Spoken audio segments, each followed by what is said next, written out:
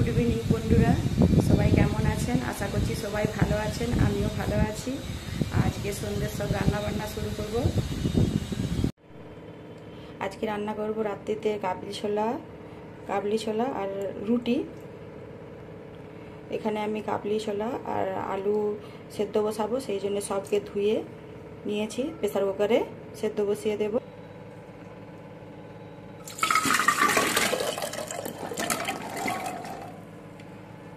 কাবলি ছোলা আলু আমি একসাথে সব সেদ্ধ করে নেব। এর মধ্যে আমি একটু গরম মশলা দিয়ে দিলাম আর অল্প একটু হলুদ দিয়ে দিলাম।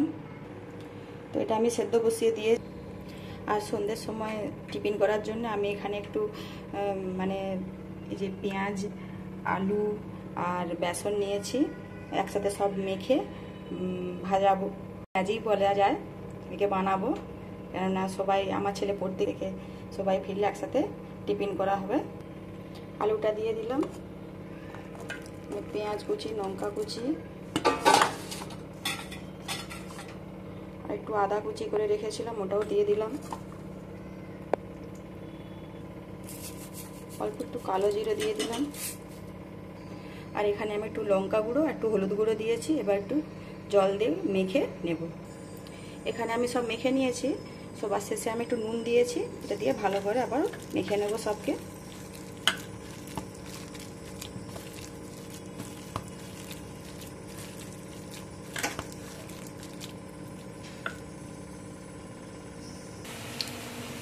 এইভাবে ছোট্ট ছোট্ট করে দিয়ে আমি সবকে ভেজে নেব। আর সন্ধ্যের সময় সবার বাড়িতে কিছু না কিছু বানাতে হয় টিফিন করার জন্য।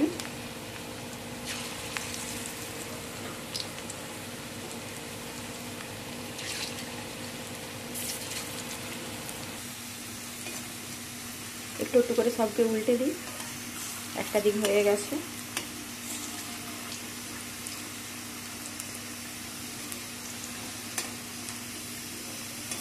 এটা চায়ের সাথে খেতেও ভালো লাগবে, আবার সন্ধ্যেতে মুড়ির সাথে খেতেও ভালো লাগবে।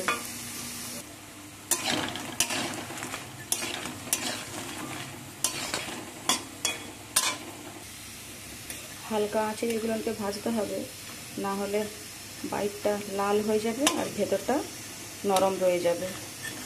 একটু সময় নিয়ে এগুলোকে ভাজতে হবে। আর আমি যেখানে কাবলি ছোলাটা সেদ্ধ বসেছিলাম, সেটাও 6-7টা সিটি পড়ে গেছে, এটা আমি বন্ধ করে দিই। এগুলো আমার ভাজা হয়ে গেছে, এবার তুলে নেব। ভারী সুন্দর দেখতে হয়েছে, কিন্তু বাকিটাও আমি কড়াতে দিয়ে দিলাম। এগুলো আমি ভেজে নেব হালকা আছে। একটা দিক হয়ে গিয়েছে, আস্তে আস্তে একটা একটা করে উল্টে দিই।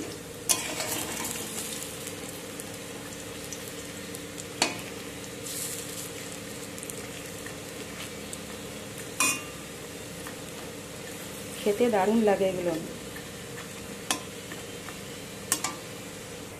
এগুলো ভাজা হয়ে গিয়েছে, তো সবকটাকে আমি তুলে নিই।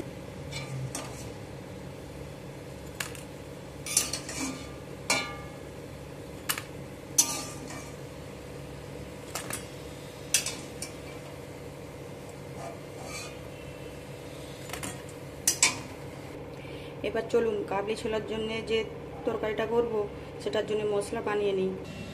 তার জন্য এখানে আমি পেঁয়াজ আদা রসুন নিয়েছি, এগুলোকে আমি এবার একটু ছাড়িয়ে নেব।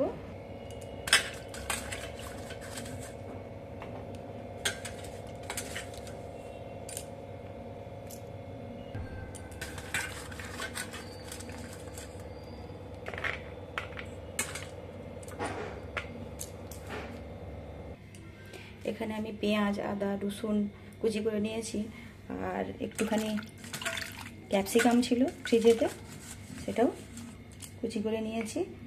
দেখলাম টমেটোটা শেষ হয়ে গেছে, টমেটোটা থাকলে ভালো হতো, কিন্তু টমেটোটা আমার শেষ হয়ে গেছে।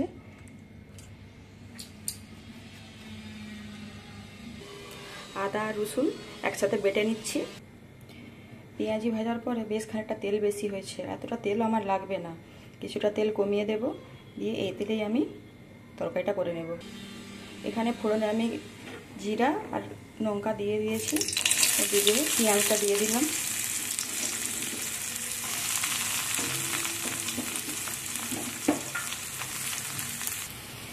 এখানে আমি ক্যাপসিকামটা দিয়ে দিলাম, কারণ ওটাও তো ভাজা হতে সময় লাগবে।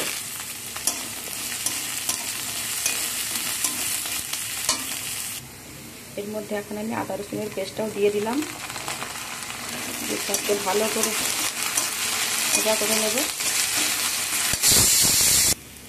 পেঁয়াজ আদা রসুনটা ভালো করে ভাজা হয়ে গেছে, সুন্দর গন্ধ বেরিয়েছে। এর মধ্যে আমি একে একে এবারে গুঁড়ো মশলা অ্যাড করব। প্রথমে দিয়ে দেবো ধনে গুঁড়ো, জিরে গুঁড়ো 1 চামচ, অল্প একটু হলুদ দিলাম, কেন সেদ্ধ করার সময় আর হলুদ দিয়েছিলাম। আর দিয়ে দিলাম লঙ্কা গুঁড়ো। সবকে একসাথে নাড়াচাড়া করে নিয়ে একটু ভাজা ভাজা হয়ে গেলে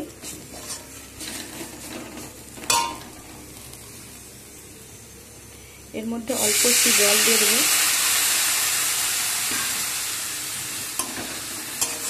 গুঁড়ো মশলাগুলো যাতে পুড়ে না যায়।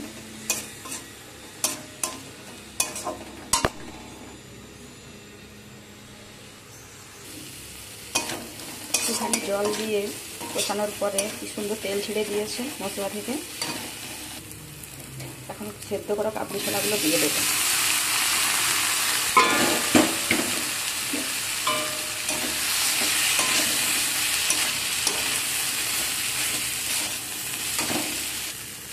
সবকে একসাথে ভালো করে মিশিয়ে নেব। এবারে আলুগুলোকে দিয়ে দেবো। আলুগুলো একদম সেদ্ধ হয়ে গিয়েছে।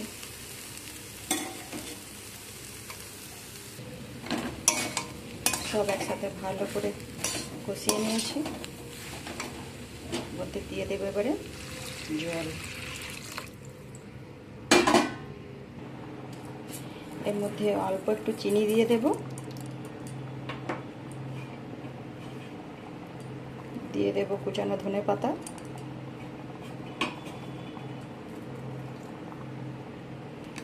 আর সবার শেষে দিয়ে দেব চানা মশলা।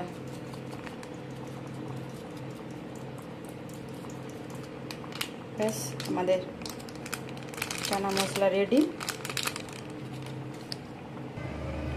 চানা মশলা হয়ে গিয়েছে, এটাকে আমি এখন ঢেকে রেখে দেব। রুটি বানাবো, তার জন্য আটা নিয়ে নিয়েছি, আটাটাকে মেখে নেব। সন্ধ্যের টিফিন করতে বসে গিয়েছি।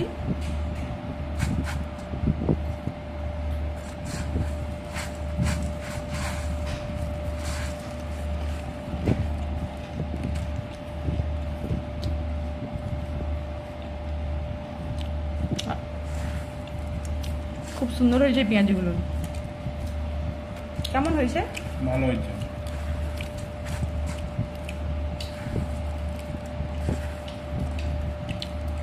খুব ভালো হয়েছে। একটু ঠান্ডা হয়ে গেছে, গরম থাকলে আরো ভালো লাগতো।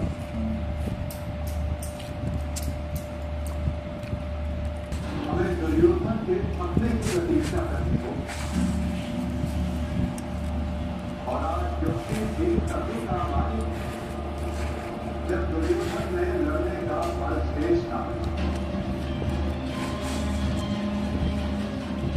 क्योंकि दुर्योधन को स्वयं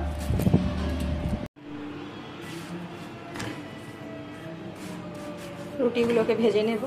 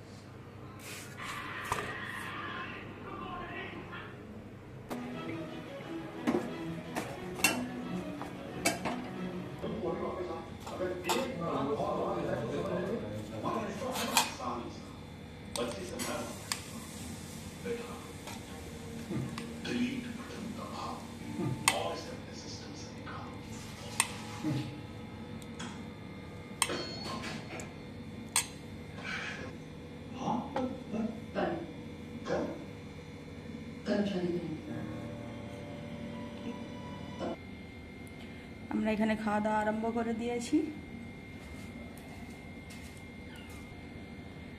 আমার ভিডিও যদি আপনাদের ভালো লেগে থাকে তাহলে লাইক করবেন, শেয়ার করবেন, কমেন্ট করে পাশে থাকবেন। সবাই ভালো থাকবেন।